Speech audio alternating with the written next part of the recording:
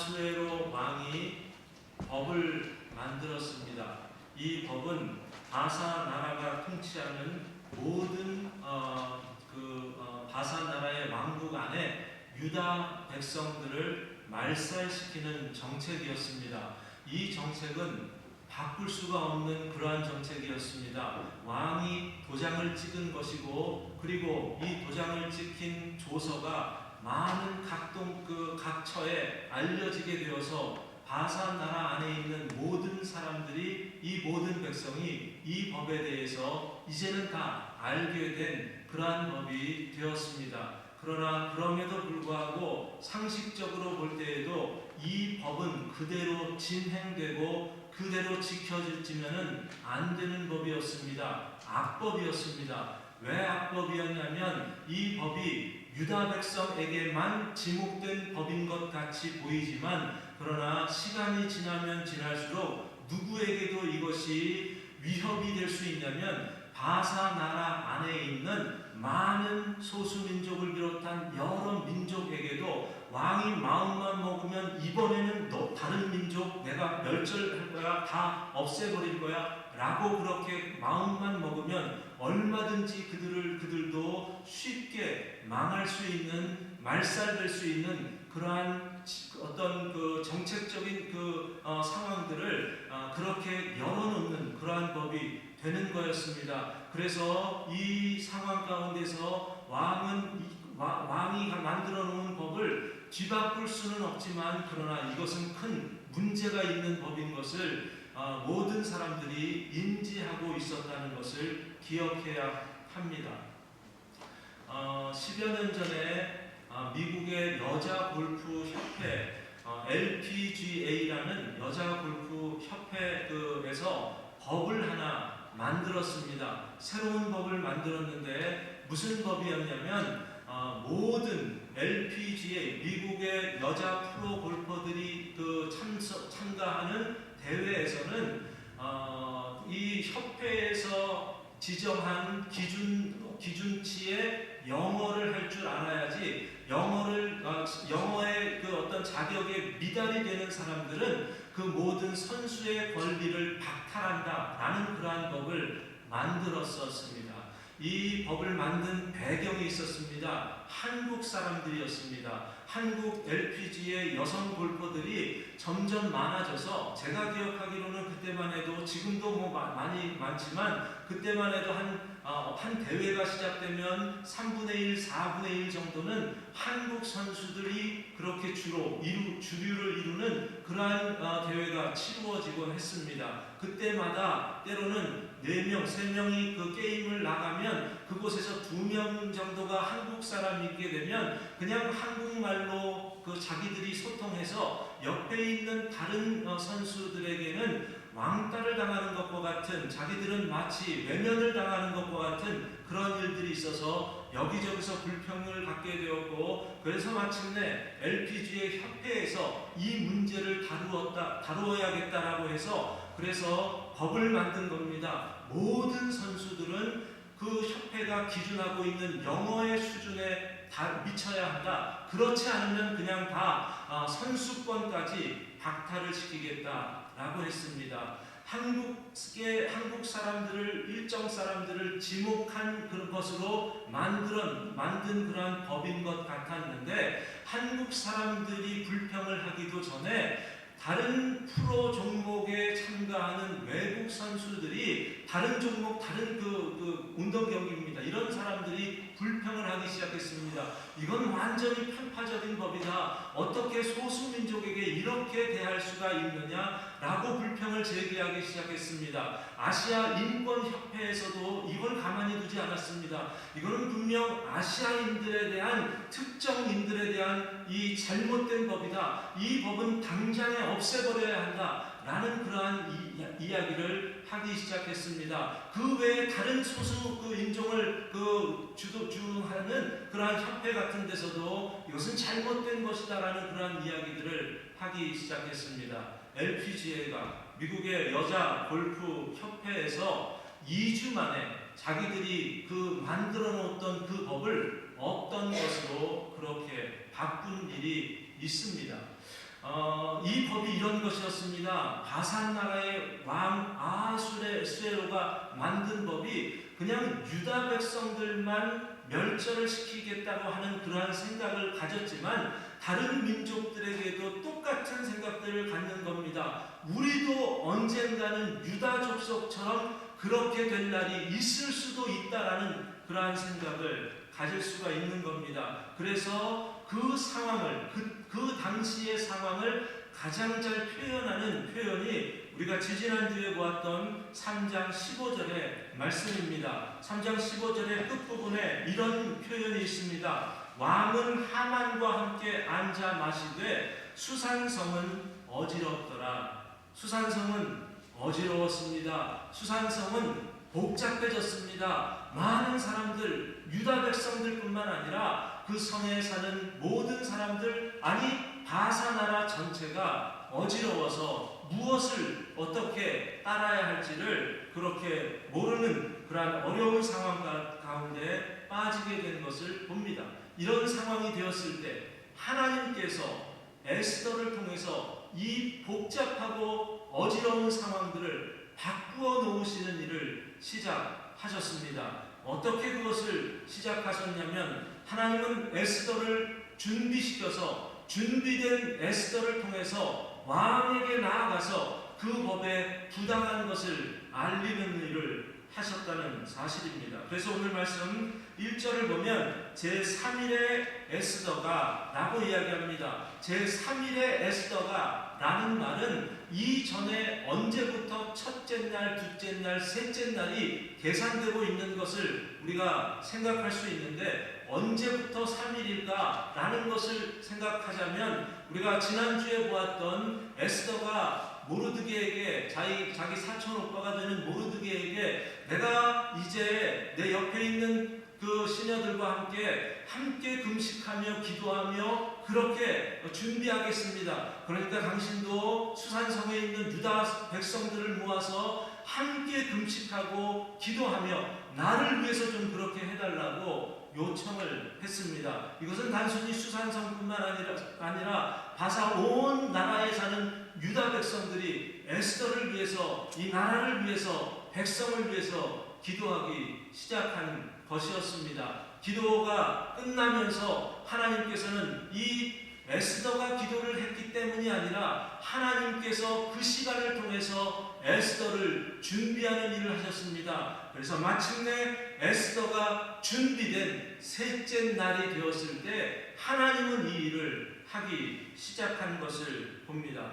여러분, 에스더가 기도로 준비했다고 해서 자칫 잘못하면 에스더가 하는 일을, 에스더가 주도하는 일을 하나님께서 그냥 옆에서 잠깐 도와주고 에스더가 잘할 수 있도록 하나님은 보조 역할을 했다라고 생각할 수 있습니다.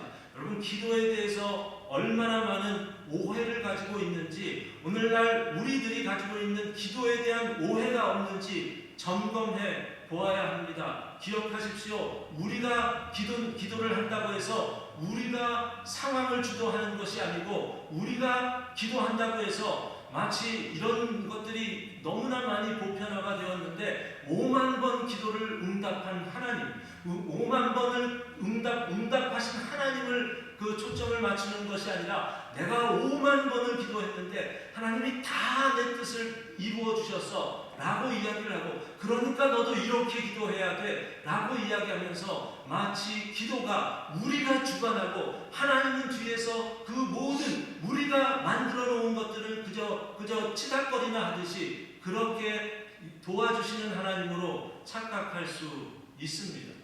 우리가 기도하는 예수님께서 가르쳐 주신 주기도문 가운데 뜻이 하늘에서 이룬 것처럼 땅에서도 이루어지기를 원합니다. 여러분, 이 기도의 의미가 뭔지 아십니까? 뜻이 하늘에서 이루어진 것처럼 땅에서도 이루어지기를 원한다 라는 이 기도 가운데에는 하나님께서 하늘의 그 권세를 가지고 이 모든 일들을 하실 수 있지 않습니까? 하나님, 나를 도와주셔서 이 땅에서 내가 고통 가운데 있는데 하루속히 빨리 이 일을 이루어 주시옵소서 라고 그렇게 하나님을 재촉해서 내가 이 땅에서 하는 것을 이루어 달라고 기도하는 그 기도가 그런 기도가 아닙니다.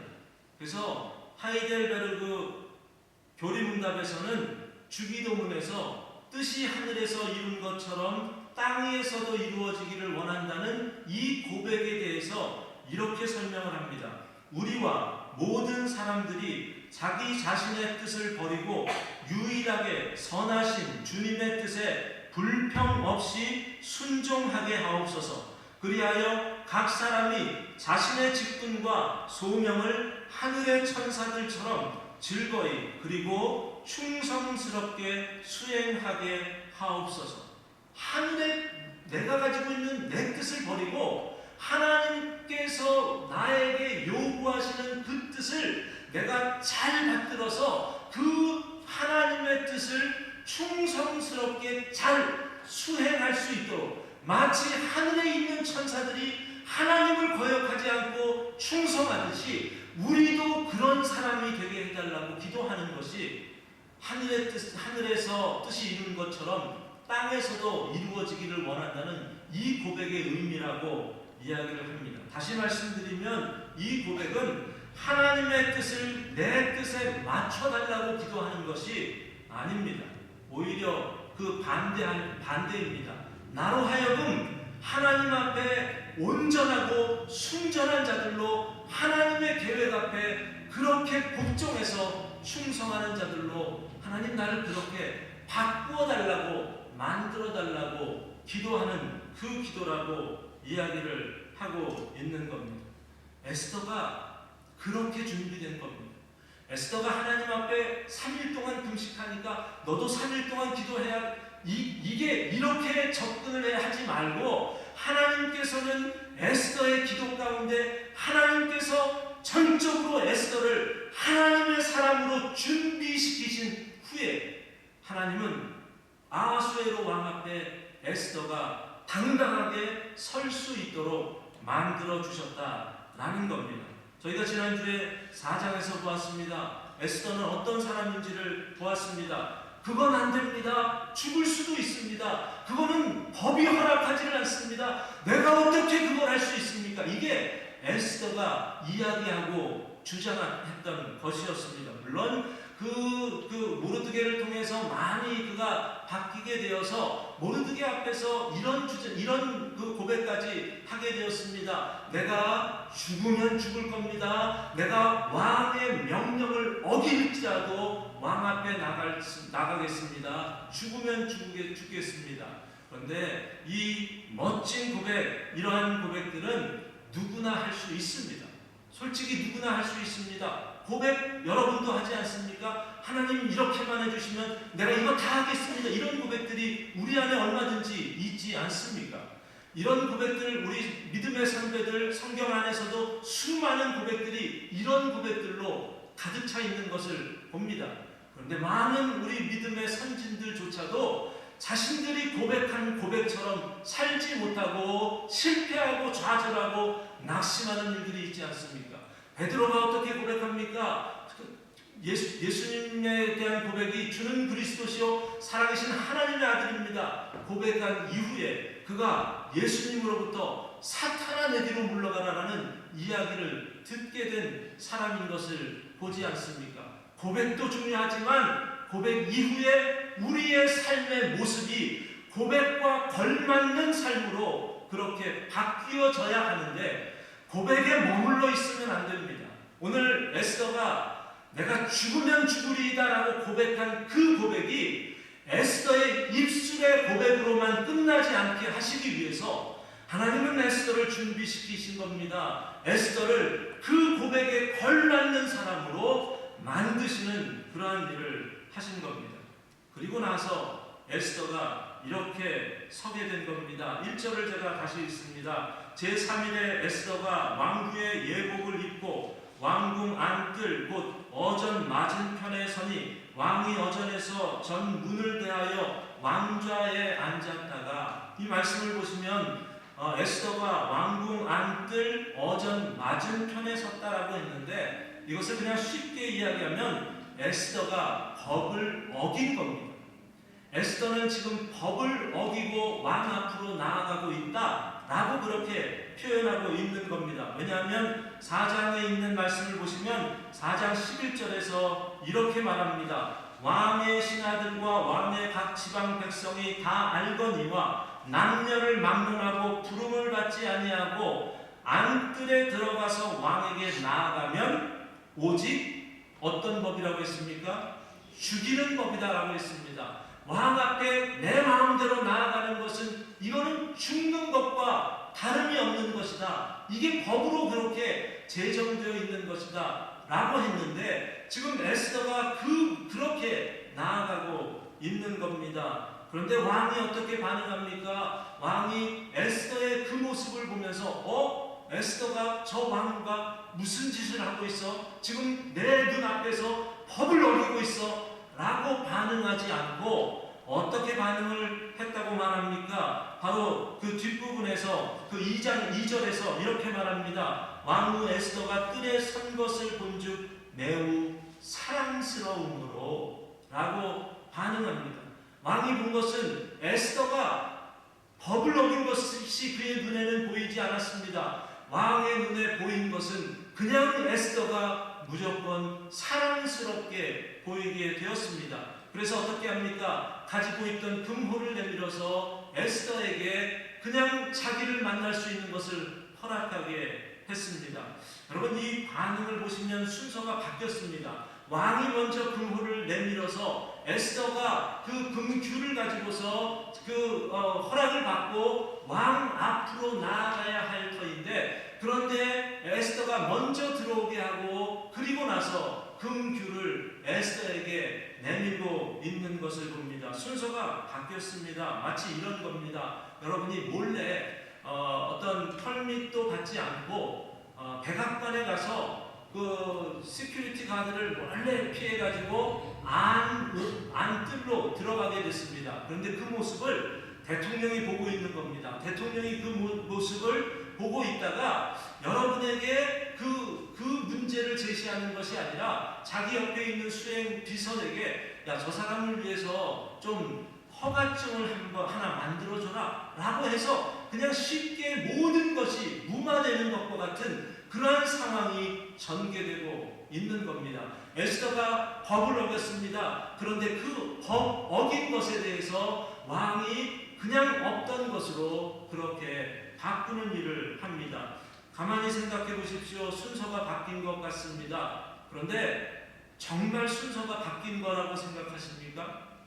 여러분 이 순서가 이렇게 보면 바뀌었다고 생각할 수 있지만 그러나 역사의 주관자가 되시는 하나님께서 일을 하시는 것에 왕이 반응하는 것으로 생각해 보십시오. 하나님은 에스더를 붙잡았습니다. 에스더를 주관하시고 준비시켰습니다. 그리고 하나님이 준비하신 에스더가 왕 앞에 서게 되었습니다.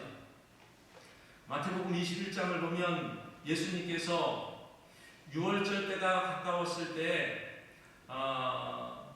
무화과 나무 옆을 지나다가 무화과 나무에 무성하게 잎사귀가 있는 것을 보고서 열매를 구하십니다.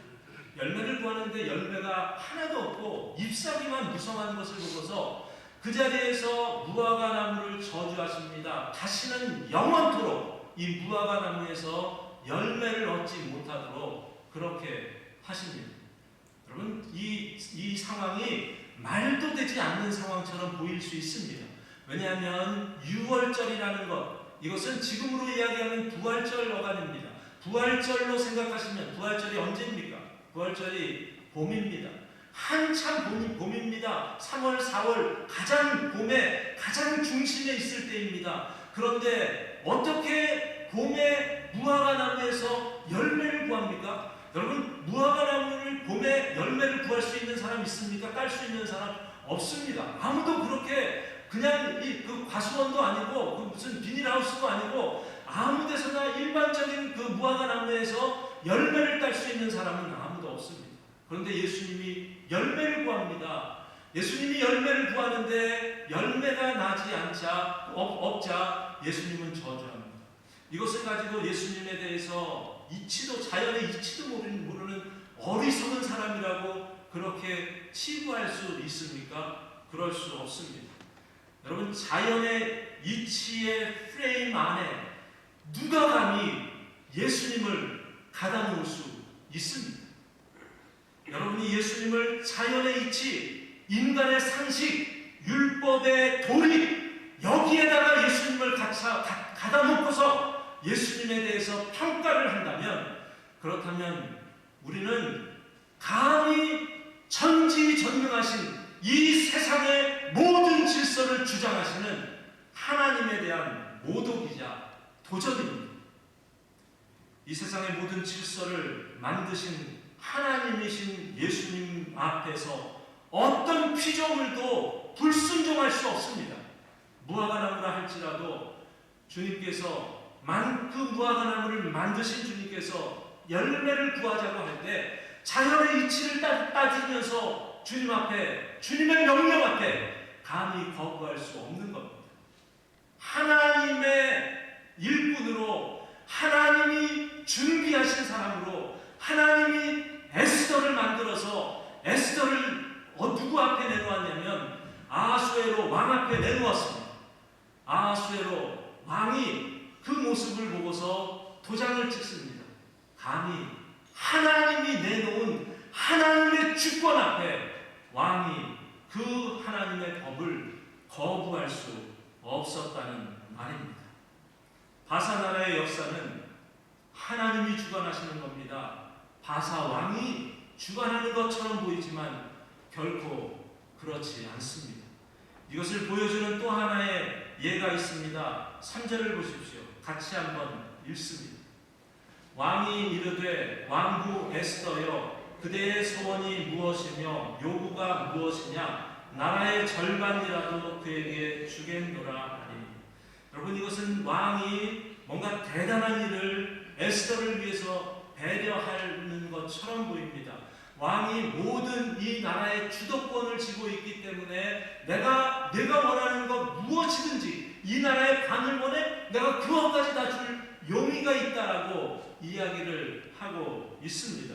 그런데 아하수에로 왕이 바사 나라를 자기가 주관하는 것처럼 보이지만 그렇지 않습니다. 아하수에로 왕은 지금 이 이야기를 한 번만 하지 않습니다. 3절에서도 이야기하지만 뒤로 가면 6절에서도 이야기하고 더 뒤로 가서 7장 2절을 가서도 똑같은 이야기를 합니다. 내 소원이 뭐냐? 이 나라의 절반이라도 내가 다 주겠다 라는 이야기를 반복해서 에스더에게 이야기를 합니다.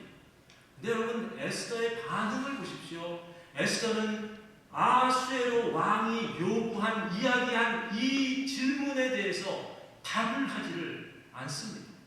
내가 반이라도 주겠다, 네가 원하는 게 뭐냐? 라고 했을 때 에스더가 반응한 것을 보십시오. 무엇을 반응하는 줄 아십니까? 내가 만들어 놓은 베푸는 잔치 자리에 당신이 오십시오 라고 이야기합니다. 그것도 한 번이 아니라 그렇게 해서 당신과 하만이 오십시오라고 했을 때 급하게 하만을 불러서 그 자리에 오게 되니까 술을 또 마시다가 또다시 에스더가 뭐라고 합니까? 내가 내일 또 준비할 테니까 그 자리에 당신이 다시 하만과 함께 와달라고 이야기를 합니다. 이렇게 하면 안 될 것 같습니다. 바사 나라의 왕인데 이 왕의 마음이 지금은 이렇지만 조금 있으면 생각이 바뀔 수도 있는데 왕의 마음이 바뀌기 전에 빨리 유다 백성을 위해서 이런 잘못된 법은 바꿔줘야 합니다. 이런 하고 싶은 이야기를 해야 맞을 것 같은데 그런데 에스더는 그 이야기를 하지 않습니다. 너무나 느긋하게 이 모든 상황을 대처하고 있습니다. 여러분, 세상은 우리에게 이렇게 우리의 마음을 변화시키고 우리의 마음을 사려고 하는 말과 행동을 하는 그러한 일들이 있지 않습니까? 달콤한 말로 우리에게 결정할 수밖에 없도록 만듭니다. 이걸 내가 결정하지 않으면 저 사람이 이야기하는 대로, 저 기관이 나한테 이야기하는 대로 내가 하지 않으면 내 평생의 후회가 될 수도 있는데 라는 생각이 우리의 감정을 그렇게 만드는 일들이 얼마든지 있을 수 있습니다.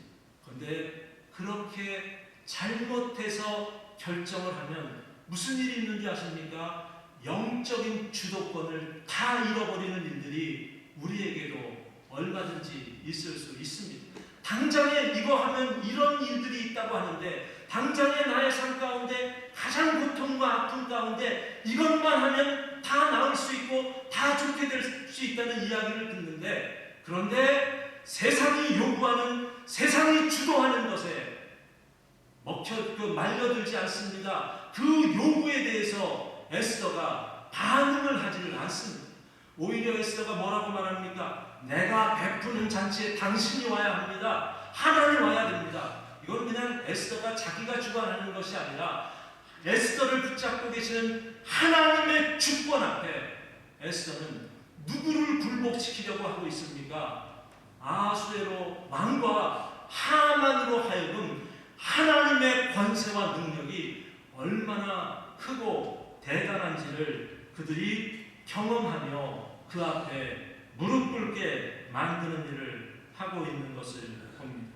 에스더는 이 모든 상황을 지금 하나님께 맡기고 있는 겁니다.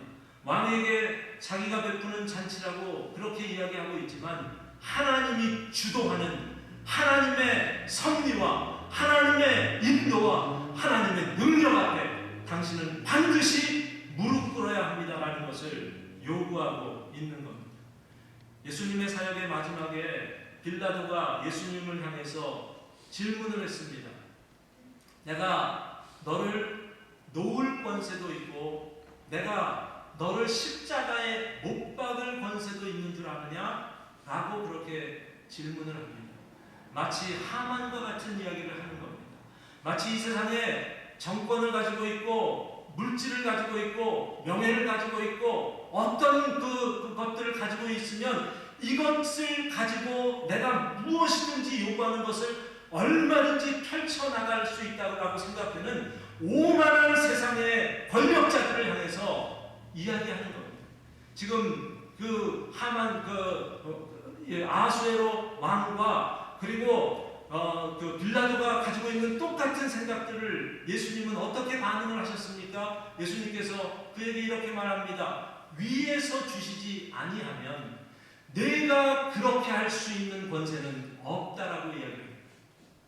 하나님의 능력 앞에 감히 너의 권세를 하나님의 권세 위에 두어서는 안 된다라는 것을 주님께서 십자가 앞에서도 그렇게 주장하신 일들이 있는 것을 보는데, 하나님의 뜻에 하나님의 주권에 사로잡힌 에스더입니다. 그냥 에스더라고 보면 안 됩니다. 에스더는 이제 하나님께서 하나님의 사람으로 잘 준비한 구비된 사람이었습니다. 그 에스더 앞에 왕이 나아가서 내가 주권을 가지고 나라에 반도 줄 수 있는데 라고 하는데 꼼짝하지 않습니다. 당신이 내가 베푸는 자리에 와야 합니다 라고 요구하고 있는 것을 봅니다. 여러분, 엉클어진 매듭을, 엉클어진 줄을 풀어본 경험이 있으십니까? 어떻게 그 엉클어진 매듭을 풀려고 노력을 하십니까? 그냥 아주 복잡한 그 줄이 막 그냥 복잡하게 얽혀 있는 것을 가지고 여기가 많이 잘 풀리겠네라고 해서 그냥 잘 풀릴 수 있는 것을 잘 풀다가는 오히려 더 끝으로 가서 더 풀기 복잡하게 되는 그런 것들을 여러분 경험해보지 않습니까? 어떻게 해야 합니까? 가장 끝에 있는 가장 그 엉클어진 것에 시초가 되는 것에서 처음부터 하나하나 기본부터 풀어가야 하는 그러한 일들이 있을 때가 있지 않습니까? 시간이 오래 걸리더라도 이렇게 풀어야만 풀릴 수 있는 일들이 있습니다. 유다 백성에게 복잡하게 얽혀진 줄과 같은 일이 있게 되었습니다.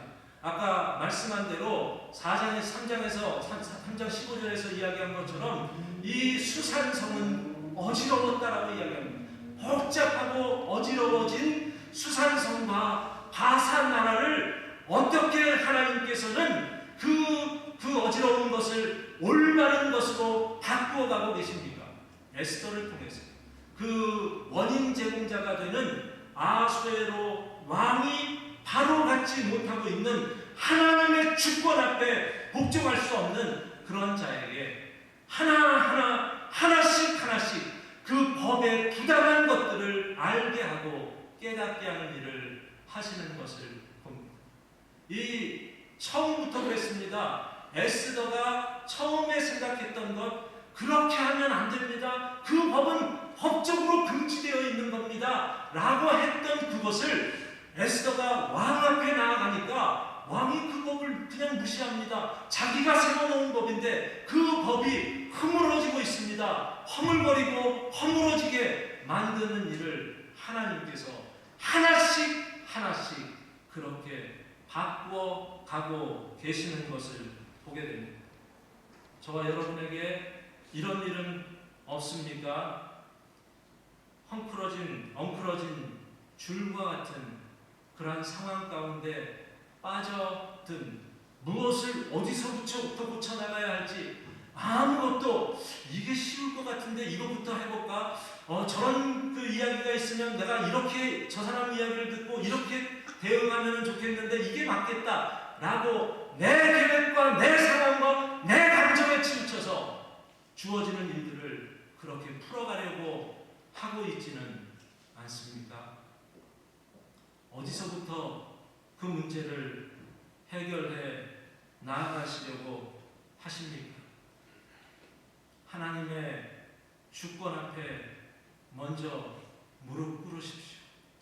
에스더가 하나님 앞에 기도하며 금식하며 하나님의 도우심을 구하며 하나님, 나를 좀 하늘에서 뜻이 이룬 것처럼 내가 그 뜻을 이 땅에서 충성스럽게 이룰 수 있는 자로 하나님 나를 그렇게 준비시켜 주시고, 그렇게 하나님이 다루시고 하나님이 붙잡으시고 하나님이 주관적으로 역사하시는 자들로 먼저 바뀔 수 있는 자들이 되어야 할 줄로 믿습니다. 하나님의 뜻 앞에 굴복하십시오. 하나님께서 우리를 통해서 역사하시는 그 일들 앞에 우리가 모든 것을 내려놓아야 합니다. 시간적으로는 오래 걸릴 수 있습니다. 안 이루어지는 것처럼 그렇게 보일 수도 있고 쉽지 않고 절대적으로 불가능해 보이는 일들이 우리에게도 있을 수 있습니다. 그러나 신자에게는 쇼컷이 없습니다. 우리는 역사를 주관하시는 하나님 편에 서야만 합니다. 그래서 하나님 주권 앞에 모든 것을 맡기고 우리가 주기도문을 통해서 고백하는 것처럼 뜻이 하늘에서 이룬 것처럼 하나님, 부족하지만 나를 사용하셔서 하나님의 뜻을 나를 통해서 이 땅에서 완벽하게 이루어가는 그 일에 조금이나마 부족하지만 나를 사용해 주시라고 고백하며 세상 앞에 나아가서 주님과 동행하며 세상을 하나님의 뜻에 맞추어 드릴 수 있는 자들로 살아드리는 저와 여러분이 되시기를 주의 이름으로 축원드립니다.